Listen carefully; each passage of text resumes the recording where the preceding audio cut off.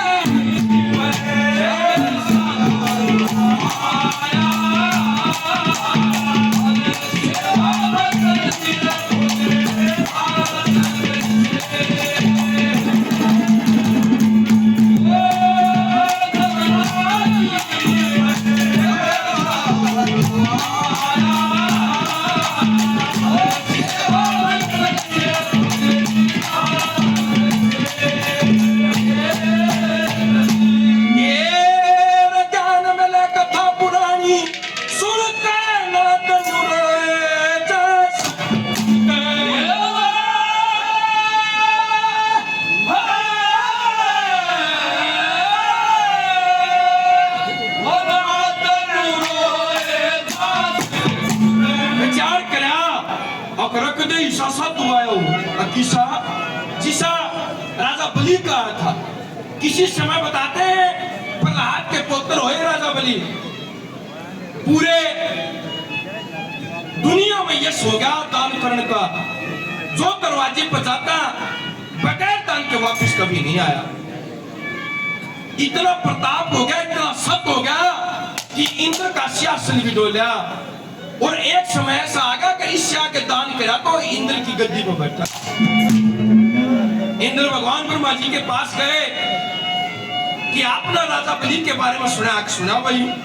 फिर के दान करने को मैं किसी को नहीं रोक सकता। अब वो के आप विष्णु जी के पास जाइए। विष्णु भगवान के दौड़ गए। हे भगवान, राजा बलि का प्रताप इतना बढ़ चुका है कि वो मेरी गद्दी का हकदार हो गया, कुछ कीजिए। तो ये बताते भगवान विष्णु ने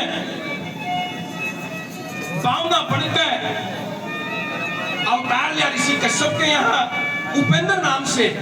और जब राजा बलि यज्ञ कर रहे थे, हर रोज यज्ञ कर दान किया करते, उस दिन उस यज्ञ में पहुंच गए। और जाकर जब भिक्षाम दे कही तो राजा बलि ने कहा, हे साधु क्या मांगते हो? अकबर 3 पग भूमि चाहिए। वो औरत साधा नुमान अकबापले नू करके 2 पग में धूलों और भूलों को पूरे ब्रह्मांड को माप दिया। तीसरा पग उठाया, जब कहा राजा बलि इसको कहां रखूं? कि हे भगवान स्वरूप संजय स्वरूप हे साधु यहाँ पर रखूं। अब इस चीज पर ये बताते हैं, जब उस पैर को रखा तो 45 लोक में। अब तूने मेरे को पूरा राज्य दान में कराया है, मैं ये वापस नहीं कर सकता।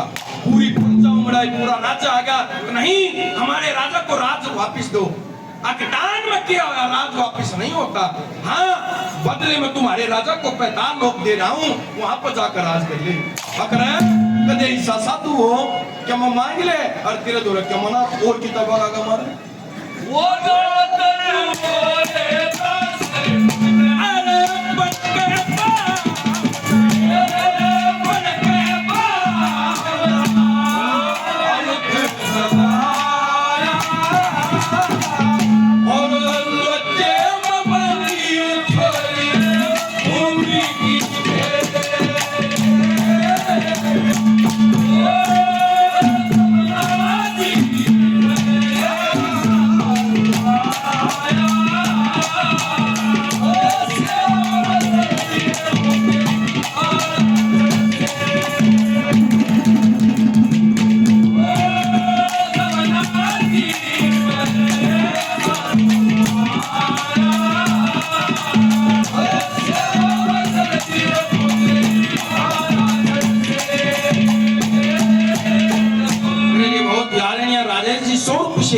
मान सम्मान करते हैं बार बार। धन्यवाद है हमारे भाई अजीत के लड़के सार्थक 100 रुपए से और मान सम्मान करते हैं बार बार। धन्यवाद धन्यवाद। ए दिक्कत नाम हरि का जपना कदन होगा शरीर भी अपना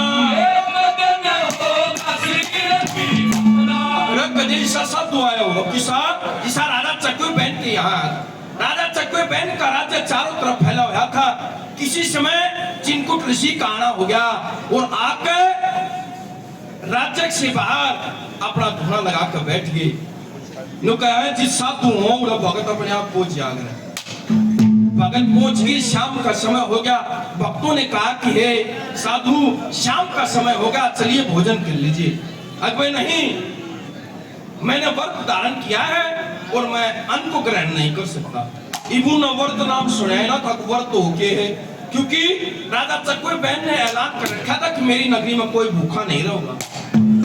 उन मदो यार ना दो चार है जो राजा का सिस्टम चो आ रहा है, वो पूछ गए महाराज आपकी नगरी में ऐसा साधु आया है जो व्रत धारण किए हुए अन्न को मना करता खाने से। ये बताते हैं राजा चक्कू बहन स्वयं चिंकुट ऋषि के धुनी पर गए, हाथ जोड़कर हे साधु मैंने अपने राज्य में ऐलान कर रखा कि मेरे राज्य में कोई भूखा नहीं सोगा। आपसे विनती है, प्रार्थना है कि आप भोजन कीजिए। चिंकुट ऋषि ने कहा कि महाराज मैं व्रत दान किया हूं और ईश्वर की भक्ति में हूं। छो उठिया राजा कहे अगर आप मेरी बात नहीं मानते तो मेरे राज्य से बाहर चले जाइए। इब्जावा की थी, चक्कू बहन था, चारों तरफ से उसका राज था। अब जाऊं कितने सारे का तेरा ही राज है। अगर नहीं, अगर मेरे राज्य में रहना है तो व्रत तोड़ना पड़ेगा। ऋषि का भी खो उठ गया कि ओ नगरी वाले, किस नगरी में के पहुंचमान है, क्या राजा बयान है, जा कल तेरी नगरियां नहीं रहेगी। ये बताते पूरा शहर गर्क हो गया, जो आज भी कायम है। क्या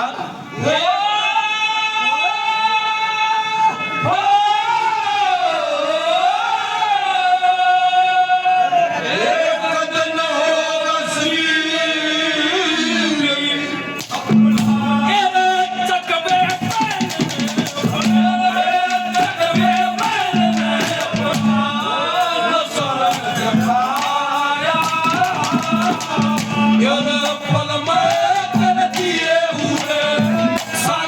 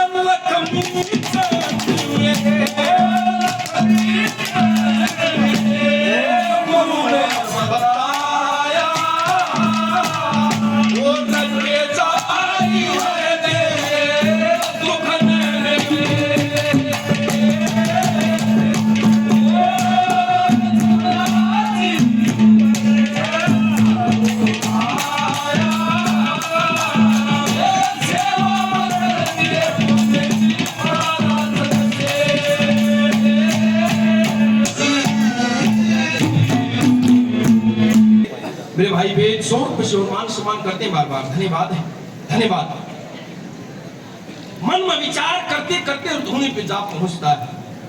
वहां पर जाकर बैठा, शाम का समय होगा, सभी भक्त अपने घर चले जाते हैं, लेकिन सेठ ताराचंद वहीं पर बैठा रह जाता है।